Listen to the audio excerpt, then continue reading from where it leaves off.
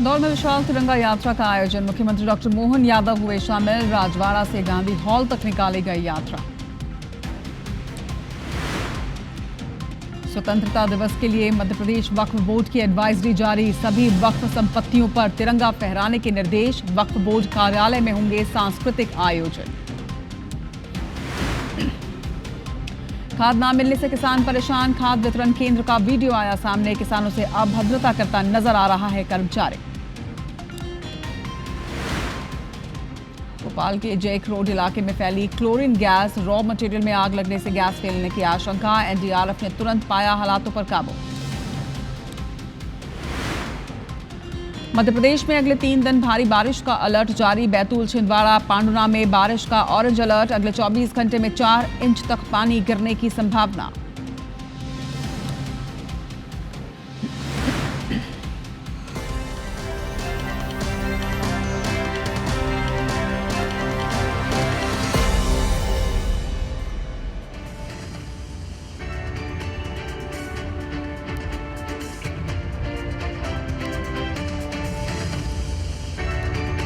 नमस्कार, आप देख रहे हैं IBC 24। मैं हूं आप सभी के साथ रचना नितेश। 8 बजने को है, यानी ये वक्त है मध्य प्रदेश की खबरों को जानने का। और मध्य प्रदेश सरकार के द्वारा डिजिटल इंडिया के तहत स्कूलों में स्मार्ट क्लास, डिजिटल बोर्ड और इंटरैक्टिव पैनल जैसी सुविधाएं मुहैया कराई जा रही हैं। मगर चंद्रपुर हाई स्कूल में इस सुविधा का कैसे दुरुपयोग हो रहा है, ये आपको खबर से बताते हैं।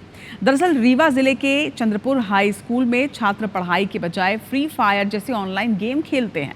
ये वीडियो सोशल मीडिया पर अब तेजी से वायरल हो रहा है। हैरानी की बात यह है कि ये सब क्लास के अंदर हो रहा है और शिक्षक की मौजूदगी या निगरानी के कोई संकेत यहाँ पर नजर नहीं आते। हालांकि वीडियो सामने आने के बाद जिला शिक्षा अधिकारी ने इस पूरे मामले में संज्ञान लिया है। जिम्मेदार अधिकारियों को स्मार्ट टीवी का सही उपयोग करने के निर्देश भी दिए हैं। तो जिन चीज़ों के साथ बच्चों को पढ़ाई करनी थी, स्मार्ट क्लासेस में डिजिटल नॉलेज लेनी थी, उन्हीं स्मार्ट क्लासेस में बच्चे फ्री फायर गेम खेल रहे हैं। और तस्वीरें आप देखिए, स्कूल के अंदर बच्चे ऐसा कर रहे हैं क्योंकि यहाँ पर शिक्षक कोई निगरानी नहीं रखते। फिलहाल शिक्षा अधिकारी ने मामले में संज्ञान ले लिया है, लेकिन देखना होगा कि क्या कार्रवाई की जाती है। वीडियो वायरल अभी आपका संज्ञान में आया है। मैंने अभी DO त्योंथर को निर्देशित कर दिया है कि जांच प्रतिवेदन देख करके उसका सही सदुपयोग हो। सभी जगह बता दिया जाएगा कि बीच बीच में देखते रहें, जिससे स्मार्ट टीवी से उसका सही लाभ ले सके छात्र। सिविल जज की तैयारी कर रही कटनी की बेटी अर्चना तिवारी 7 दिन बाद भी लापता है। रक्षाबंधन के लिए अर्चना इंदौर से कटनी के लिए निकली तो जरूर, लेकिन पहुंची नहीं। वो ट्रेन से रवाना हुई। रानी कमलापति स्टेशन पर अर्चना के मोबाइल की लास्ट लोकेशन भी मिली, जिसके बाद वो अब तक लापता है। रानी कमलापति GRP थाने में पुलिस ने अर्चना के परिजनों से बातचीत की। अब तक क्या कुछ हुआ है इस पूरी घटना में, इस रिपोर्ट में आपको दिखाते हैं।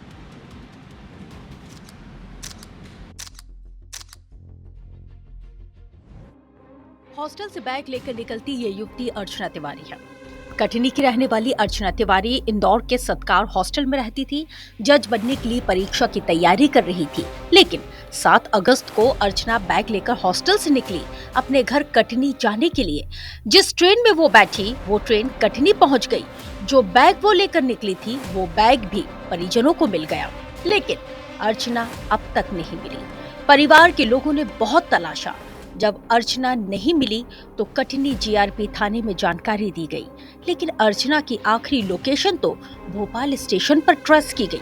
इसलिए अर्चना की गुमशुदगी का मामला रानी कमलापति GRP थाने में दर्ज किया गया। भोपाल रेल पुलिस सरगर्मी के साथ अर्चना की तलाश कर रही है। अब पुलिस को अर्चना के मोबाइल फोन के कॉल डेटा रिकॉर्ड से अहम सबूत मिले हैं। इसके साथ ही इंटरनेट डेटा रिकॉर्ड से अहम सबूत मिले हैं। अर्चना की तलाश में उसके परिजन भोपाल GRP थाने भी पहुंचे। उनके परिजन से IBC 24 ने बात भी की। बोला है साहब ने कि हम जल्दी से जल्दी आपकी बच्ची ढूंढेंगे और पूरी कोशिश में हमारा वो लगा है विभाग। हमारी तो जान जा रही है, हमारी बच्ची नहीं मिल रही है। और हम तो पब्लिक को भी निवेदन करते हैं कि किसी को यदि मेरी बच्ची मिले तो उसको मेरे घर में पहुंचाया जाए, थाने में पहुंचाया जाए साहब के पास, तो जो उचित इनाम होगा वो भी हम देने को तैयार हैं। वो किसी केस के कारण हरदा गई थी और वो रिटर्न गई थी और रिटर्न आई थी, उसी का सीसीटीवी है, वो बार बार नहीं, एक ही बार का है। हमारे सारे यानी जीआरपी टीम या रेलवे टीम हमको खुद ही अपनी जगह साथ लेके जाती है, तो हम लोग वहाँ जा रहे हैं। टेक्निकल विंग पर और ह्यूमन विंग पर अलग अलग टीमें बना के अलग अलग पार्टी बनाकर हर स्तर पर विवेचना की जा रही है। कल इटारसी के आसपास भी, जंगल के आसपास सर्च कराई जाएगी।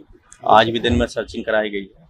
सीसीटीवी कैमरे और टेक्निकल साइबर सेल भी इसमें लगे हैं। शीघ्र ही अर्चना तिवारी को दस्तयाब करने का पूरी कोशिश की जा रही है। उधर खजुराहो सांसद बीडी शर्मा ने भी इस पूरे मामले पर नजर बनाकर रखी है और कहा है कि पुलिस जल्द ही खुलासा करेगी। अर्चना तिवारी के बारे में जैसे ही मुझे जानकारी मिली थी, जीआरपी को, भोपाल पुलिस और कटनी पुलिस को तत्काल उस संबंध में बातचीत हुई है और प्रभावी तरीके से पुलिस प्रशासन और जीआरपी काम कर रही है।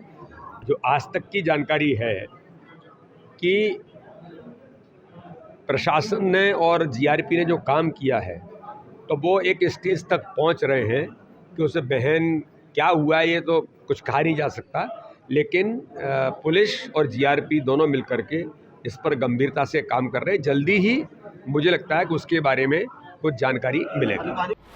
अब आपको शुरू से बताते हैं अर्चना केस में अब तक क्या हुआ। अर्चना तिवारी 7 अगस्त की शाम इंदौर से कटनी जाने के लिए निकली। इंदौर से ट्रेन 18233 इंदौर बिलासपुर नर्मदा एक्सप्रेस के B3 कोच में बैठी। 8 अगस्त को ट्रेन कटनी साउथ स्टेशन पहुंच गई, लेकिन अर्चना नहीं आई। अर्चना का बैग उसकी सीट पर मिला। मोबाइल की आखिरी लोकेशन भोपाल मुख्य स्टेशन मिली। रानी कमलापति जीआरपी थाने में गुमशुदगी का मामला दर्ज किया गया। 4 जिले जबलपुर, भोपाल, इंदौर, इटारसी की पुलिस अर्चना की तलाश में जुटी। नर्मदापुरम में नर्मदा नदी में सर्चिंग की गई। भोपाल से इटारसी के बीच जंगलों में तलाशा जा रहा। भोपाल रेल पुलिस ने अर्चना की तलाश में 3 टीमें गठित की। रानी कमलापति से लेकर नर्मदापुरम तक पूरे ट्रैक पर भी पुलिस ने जो है इन्वेस्टिगेशन की, लेकिन कोई भी क्लू पुलिस के हाथ में अभी तक नहीं लगा है। ये दावा किया जा रहा है कि जल्द जो है अर्चना की गुमशुदगी का खुलासा भी पुलिस करेगी, लेकिन फिलहाल परिजनों का एक ही सवाल है कि अर्चना आखिर कहाँ है। कैमरा पर्सन रमेश के साथ विवेक पटिया, IBC 24 भोपाल। और अब बात करते हैं जबलपुर की, जहां पर सिहोरा के इंसास स्मॉल फाइनेंस बैंक में दिन दहाड़े 15 करोड़ रुपए की डकैती हुई, जिसे पूरे प्रदेश को हिलाकर रख दिया। 20 मिनट में 15 करोड़ का सोना और कैश लूटकर डकैत जो भागे वो अब तक फरार हैं। हालांकि पुलिस उनके बहुत नजदीक पहुंच जाने का दावा जरूर कर रही है। वो इसलिए क्योंकि पुलिस को डकैतों की एक नहीं कई क्लू मिले हैं। कौन से हैं वो क्लू और कैसे पुलिस अब पहुंचने वाली है उन तक, देखिए रिपोर्ट। सोमवार सुबह 8:57 का समय। सिहोरा की गलियां अब तक अलसाई हुई थी, लेकिन कुछ लोग जाग चुके थे अपने मिशन को अंजाम देने के लिए। यह मिशन था 20 मिनट में 15 करोड़ की लूट का। इंसाफ स्मॉल फाइनेंस बैंक में डकैती की ये कहानी आपको सिहरने को मजबूर कर देगी। हेलमेट वाले डकैत नहीं दूर। पुलिस को मिला अहम क्लू। कटनी से जुड़ा कनेक्शन। जारी है पुलिस का एक्शन।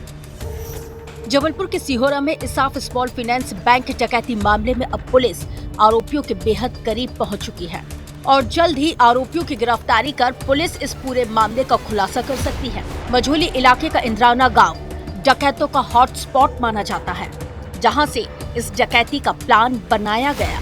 आरोपी इसी गांव में किराए के मकान में रुके हुए थे और यही वजह है कि पुलिस की कई टीमें इंद्राना गांव में कई घरों की तलाशी कर रही हैं और कुछ संदिग्धों को उन्होंने हिरासत में भी लिया है। इधर सिहोरा से लगे हुए तमाम हाईवे के 100 से ज्यादा सीसीटीवी फुटेज खंगालने के बाद मामले में कटनी कनेक्शन भी सामने आया है। आपको बताते चले कि 2022 में कटनी के मरणपुरम गोल्ड लोन में हुई डकैती का पैटर्न भी ठीक इसी तरह का था। पुलिस सूत्रों की माने तो पुलिस लगभग आरोपियों के करीब पहुंच चुकी है। घटना दिनांक से ही पुलिस टीमें लगी हुई हैं और विभिन्न टीमें इसमें बनाई गई हैं और लगातार जो है आरोपियों की धरपकड़ कार्रवाई की जा रही है। वरिष्ठ अधिकारियों के द्वारा लगातार इसमें घटना का निरीक्षण किया जा रहा है और अनुसंधान का भी पर्यवेक्षण किया जा रहा है। उसमें जो निर्देश मिले उसके अनुसार कार्रवाई की जा रही है। चलिए अब आपको पूरी वारदात बताते हैं। 11 अगस्त की सुबह करीब 9 बजे कर्मचारी बैंक पहुंचे। थोड़ी ही देर में हेलमेट और नकाब लगाकर 5 डकैत पहुंचे। 2 बाइक से आए डकैतों ने कट्टे की नोक पर स्ट्रॉन्ग रूम को खुलवाया। 14 किलो 875 ग्राम सोना और 5 लाख रुपए से ज्यादा कैश ले गए। 5 नकाबपोश बदमाशों ने महज 20 मिनट में ही लूट की पूरी वारदात को अंजाम दिया। जबलपुर पुलिस के 15 थानों की पुलिस टीम आरोपियों की गिरफ्तारी के लिए जबलपुर के साथ ही आसपास के जिलों में छानबीन कर रही है। इसके साथ ही मोबाइल टावर डंपिंग के आधार पर पुलिस की टीमें लगातार कई ठिकानों में दबिश दे रही है। अब देखना यह होगा कि पुलिस आखिर कब तक खुलासा करती है। ये सिर्फ एक डकैती नहीं बल्कि एक अलार्म है। अलार्म है कि अब संगठित अपराध कितनी तेजी और चालाकी से वार कर सकता है। सवाल है कि पुलिस क्या इस गिरोह को गिरफ्तार कर पाएगी या इस डकैत गिरोह के लोग अपने अगले शिकार की तलाश में निकल चुके हैं। कैमरामैन सतीश सराठे के साथ विजेंद्र पांडे, IBC 24, जबलपुर। मेरे पीछे जो तस्वीर आप देख रहे हैं, ये गाड़ी अब मध्य प्रदेश की जनता को समर्पित होने वाली है। डायल 112 का आज मध्य प्रदेश के मुख्यमंत्री डॉक्टर मोहन यादव शुभारंभ करने जा रहे हैं। कुशाभाऊ ठाकरे अंतर्राष्ट्रीय कन्वेंशन सेंटर में आयोजन किया जाएगा और इस कार्यक्रम के माध्यम से बड़ी सौगात मिलेगी। ये तमाम गाड़ियां जो 112 डायल 112 को मिलने जा रही है। कार्यक्रम में पुलिस महानिदेशक कैलाश मकवाना भी उपस्थित रहेंगे। डायल 112 को एकीकृत स्मार्ट और बहु एजेंसी आपातकालीन सेवा के रूप में से स्थापित होगा। वहीं पुलिस, एम्बुलेंस, महिला हेल्पलाइन जैसी सभी सेवाएं अब मध्य प्रदेश में एक ही नंबर 112 से उपलब्ध हो जाएंगी और बड़ी सुविधा आज प्रदेश की जनता को मिलने जा रही है। और अब बात करते हैं स्वतंत्रता दिवस की। देश भर में स्वतंत्रता दिवस से पहले बीजेपी तिरंगा यात्रा निकाल रही है। इस कड़ी में मध्य प्रदेश के कई जिलों में तिरंगा यात्रा निकाली गई, जिसमें कई दिग्गज नेता शामिल हुए। आपको अलग अलग शहरों की ये 4 तस्वीर दिखा रहे हैं। पहली तस्वीर विदिशा की है, जहां पर केंद्रीय मंत्री शिवराज सिंह चौहान ने स्वतंत्रता दिवस से पहले तिरंगा यात्रा की शुरुआत की। विदिशा से रायसेन तक उन्होंने तिरंगा यात्रा को लेकर खास अपील की है। वहीं इंदौर की तस्वीर भी आप देखिए, जहां पर मुख्यमंत्री डॉक्टर मोहन यादव यात्रा में शामिल हुए। यहां राजवाड़ा से गांधी हॉल तक की यात्रा निकाली गई। इधर छिंदवाड़ा में भारतीय जनता पार्टी के अध्यक्ष हेमंत खंडेलवाल तिरंगा यात्रा में शामिल हुए। बड़ी संख्या में दोपहिया वाहन के साथ तिरंगा यात्रा में भाजपा के नेता एवं कार्यकर्ता भी मौजूद रहे। चौथी तस्वीर कटनी की है, जहां तिरंगा यात्रा में सांसद वीडी शर्मा शामिल हुए। वहीं आज भोपाल में सबसे लंबी तिरंगा यात्रा निकाली जाएगी। आपको बता दें कि कोलार रोड से ये तिरंगा यात्रा शुरू होगी, जो कि बैरागढ़ तक पहुंचेगी। यानी 35 किलोमीटर लंबी ये यात्रा, जिसमें माना जा रहा है कि 50,000 से ज़्यादा वाहन शामिल होंगे। इस यात्रा में मुख्यमंत्री डॉक्टर मोहन यादव, बीजेपी प्रदेश अध्यक्ष हेमंत खंडेलवाल भी मौजूद रहेंगे।